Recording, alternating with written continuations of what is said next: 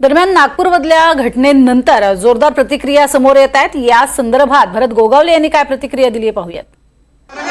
नितेश राणे यांचं पण बॅनर लावलं, त्यांनी लावलाय ते आम्ही बघून काय येतो, परंतु आमचं एकच मिशन आहे, औरंगजेबाच्या तडग्याला तिथून हलवायला पाहिजे, त्याचे जोडे मारत जगाला दाखवायला पाहिजे की औरंगजेब किती क्रूर होता। उदात्तीकरण करण्याचं काम हे काही लोकांच्याकडनं जाणीवपूर्वक महाराष्ट्रात सुरू आहे। त्याला कोणीतरी खूप मोठा करण्याचा प्रयत्न काही लोक मुद्दामून महाराष्ट्रामध्ये करतायत। आणि आपण जर पाहिलं काल नागपूरमध्ये एका ठराविक समाजाला टार्गेट करून तिथं दगडफेक झाली, एक ट्रॉलीवर दगड सापडले। महाराष्ट्रामध्ये टार्गेट करत असेल तर आम्ही आमदार आणि मंत्री नंतर आहोत।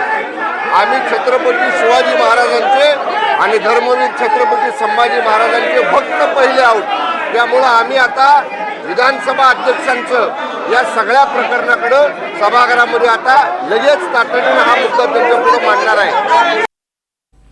तर दरम्यान राज्यातील कायदा सुव्यवस्था ढासळलेली असल्यानं मुख्यमंत्र्यांनी राजीनामा द्यावा अशी मागणी खासदार अमोल कोल्हेंनी केली आहे।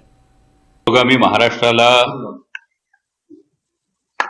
बदनाम होईल आणि अत्यंत दुर्दैवी अशी ही घटना आहे।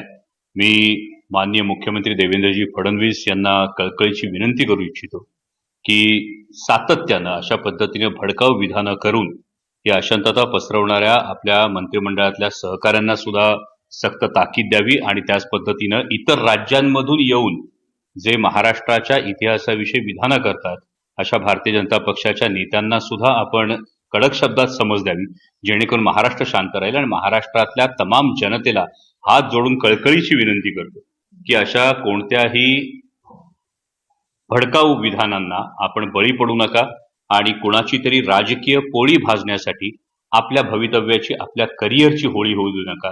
ही माझी महाराष्ट्रातल्या तमाम तरुणाईला ही विनंती आहे।